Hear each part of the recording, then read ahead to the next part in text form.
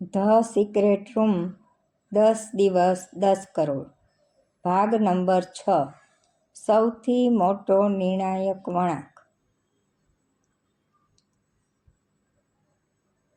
Smartphone પર એક message આવે છે, તારા ઘરે તારી બહેન હોસ્પિટલમાં છે.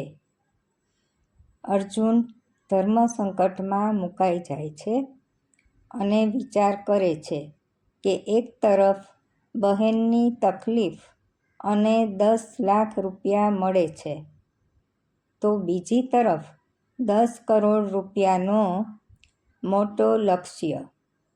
અર્જુન વિચારે છે, શું કરું? તે માથા ઉપર બંને હાથ રાખી અને નીચે જોઈને બેસી જાય છે અને શાંતિથી વિચારે છે. અર્જુન પોતાની બહેનની હિંમતને યાદ કરે છે, જેણે હંમેશા તેને મોટું વિચારવાનું શીખવ્યું હતું.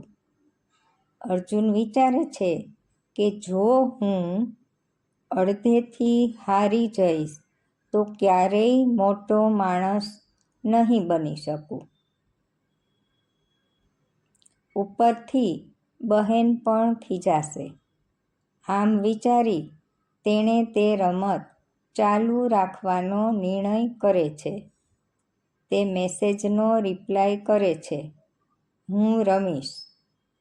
તરત જ હોલના સ્પીકરમાંથી અવાજ આવે છે, શાનદાર, આ માત્ર તારી વફાદારીની પરીક્ષા હતી.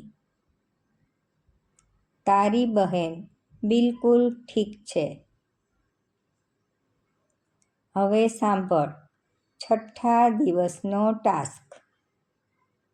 શું આગળનો ટાસ્ક અર્જુનને હચમચાવી દેશે? જુઓ આગામી ભાગમાં.